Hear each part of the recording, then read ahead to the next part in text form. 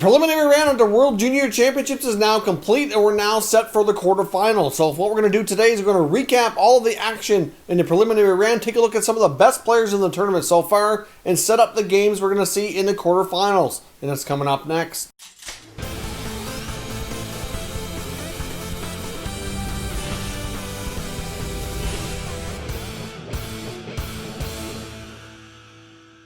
So welcome back to another video here at Top Shelf Hockey. Now, as I mentioned, today we're going to recap and review some of the action here for the World Junior Championships. Instead of doing this day by day, I decided to wait until the end of the preliminary round. As we know, some of the games were really exciting and really close, and some of the games were a bit of a blowout. Unfortunately, with this kind of tournament with 10 teams, you are going to have, the top 4, 5, 6 teams that are pretty much kind of a superpower country almost, and some weaker teams that there's going to be some games that are not close. But this is the way the tournament is set up, and it's good for those countries though to get exposure and get the experience. And obviously, a lot of these countries are not always strong the way they are now. So as much as some people might want the tournament to be smaller scale or fewer countries, I do think it's for the best for the game of hockey to continue to grow, to get these other countries some prime experience here. But let's take a look here how things finished up. Now we have, of course, two groups, Group A and B, with 5 teams in each group. The top 4 from each group advance to the quarterfinal round, so one team will be out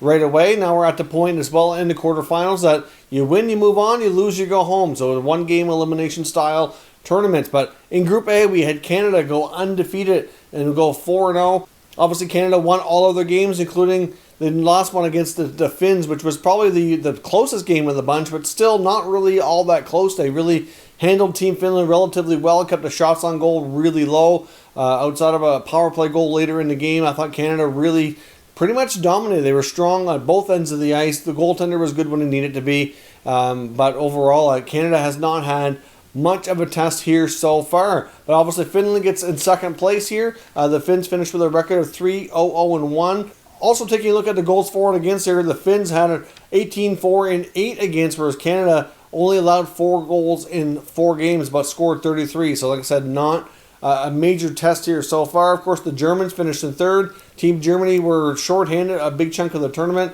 due to players being in quarantine. Obviously they came into the bubble with a major COVID exposure, and a lot of players had to go into isolation. They were shorthanded a lot. I thought they put up some pretty gutsy efforts throughout the tournament, and they did really well considering. Of course, Germany finishes with a record of 1-1-0-2. They scored 14 goals, they're giving up 28. And then the Slovaks are the 4th team to qualify for the quarterfinals with a record of 1-0-1-2. 5 goals for and 13 against. So that's not very many goals. 5 goals in 4 games is not going to get you too far. Of course, they will be in tough in the next round. Over to Group B, which was a lot tougher. Obviously, the Americans win that group. Team USA comes out with a record of 3-0-0-1.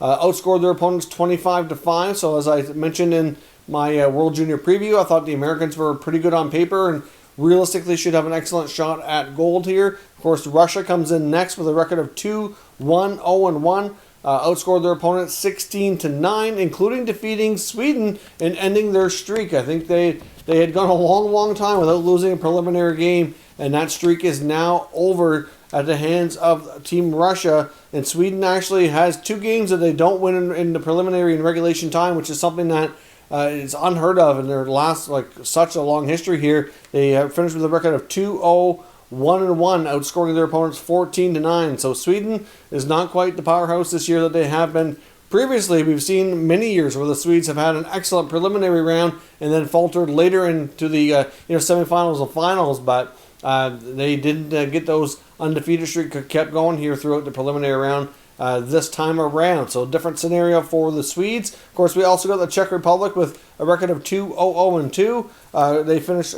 10-14 with goals for and against here. So obviously, still not a great deal of difference there. The Czech Republic is still another team that will be in tough as well. Obviously, placing 4th is going to get you the first place team in the other group, and that is not going to be an easy task. So what we have here in Group A, we have the Swiss team. We finished up, so they're out of the tournament, which is not a great showing for Team Switzerland in the past. They quite often have done better than that, at least made it to the quarterfinals. And then we have Austria, who was newer to this tier of World Junior Championship action. They only scored 1 goal in their preliminary round, so not a great experience overall in that regard, but considering for Austria it was the first time at this level, I think that's a big step forward, and we'll see here how they can make out in the future. Of course, Switzerland and Austria will play for relegation next. Now, leading into the quarterfinals, this is going to be our quarterfinal matchups. Or you have Team Russia battling Team Germany. You have the Finns against the Swedes, which is going to be a very interesting matchup.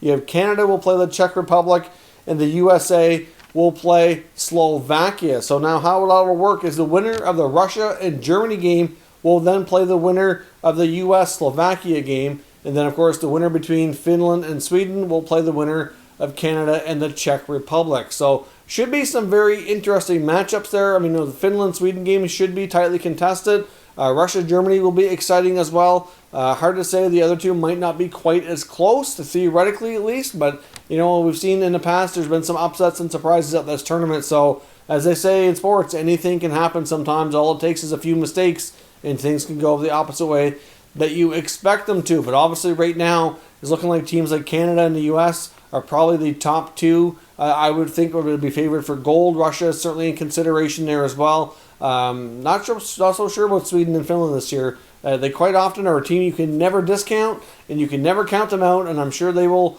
Obviously, one of them is moving on past the quarterfinals here. You can't take them lightly by any means, but they just don't look to be quite as strong this season. So we will see what happens here in the quarterfinal matchups. But I also want to take a look at some of the top players and top scorers in this tournament, kind of give my thoughts on some of these guys here. In my opinion, I think the best player so far in the tournament is Trevor Zegras of the USA. Absolutely dominant performance so far. His elite skill level and vision is it's really so superior to most of these players. He is going to make a terrific NHL pivot to center position. The Anaheim Ducks are incredibly lucky to have him in their system, and he'll be a big part of their future for sure. I think it's fair to say Dylan Cousins has been a very dominant player for Team Canada. Of course, Canada lost their captain, Kirby Dach, in the exhibition game before the tournament started, and then the captaincy is being rotated between Dylan Cousins and Bowen Byram. And Cousins is certainly a dominant player, leading not only with the C on his jersey, but on the score sheet as well. Big time player. The Sabres prospect is looking absolutely like a dominant guy who's ready for the next level of action here. So I'll be curious to see what he can do at the NHL level after this tournament is complete, because he'll go to Sabres camp here, of course, depending on exactly when things wrap up, or join the Sabres team when the tournament's over, and see what his future holds. But he'll definitely get some NHL looks this season for sure. Sabres had an excellent choice there, taking Cousins with their draft selection. So those two guys are the top two scorers. Maybe the best dynamic duo so far in this tournament have been the Germany's duo of Tim Stützle and Peterka. Those two guys have been phenomenal together. Of course, Stützle will definitely be heading to camp with the Ottawa Senators as soon as the tournament's over for Team Germany. Peterka likely goes and joins the Sabres, another Sabres prospect as well. But those two are phenomenal. I really thought that the Senators might try to grab Peterka with their last first-round pick, where they had 3 picks, and one of them was late in the first round. The one they ultimately ended up using on Ridley Gregg. I mean, he's a good prospect too, but to have that potential dynamic duo of Stützle and Peterka together at the NHL level certainly would have been a fun, exciting thing. So it was a little bit unfortunate they didn't do that, but those two have been phenomenal for Germany, and if they're going to have any chance against the Russians in the quarterfinals, those two are going to have to continue to be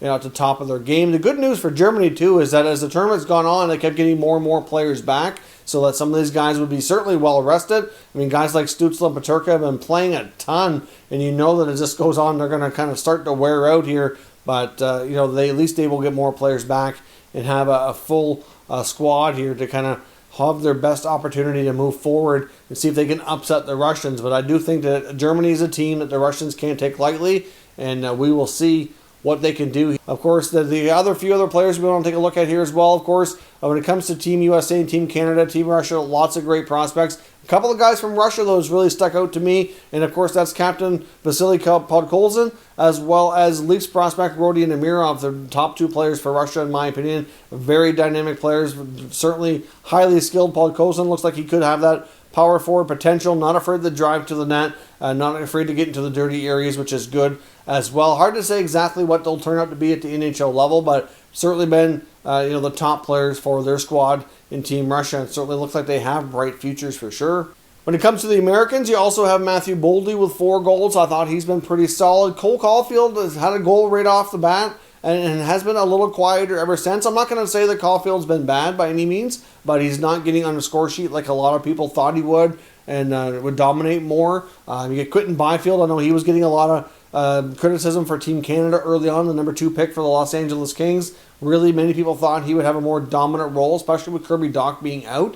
He kind of started a little bit slow, but then he exploded for a 6-point game. Yes, it's a weaker opponent, so we'll see how he goes and plays against some of the tougher opponents as the tournament goes deeper here. But it looks like he's getting more and more comfortable as time goes on as well. But regardless of what your thoughts are on some of these top players, I will caution you this because I've seen some of these guys get a lot of criticism on social media. They're young, teenage players that are under a ton of pressure representing their countries, and I don't think it's fair to say one game or one tournament is really going to have that much impact on their overall NHL careers. Yes, this tournament can be a terrific experience and can really, kind of catapult them into being a better player, great experience, maybe a better leader, all kinds of good things that can help them, but I really don't know that, a mediocre performance is really going to sink their careers either. So I think we all need to kind of take a breath and kind of step back as far as some of the criticism I've seen some of these guys get on here. Yes, some of them have had terrific performances. Others have been a little underwhelming. Some of them have been good, but not so much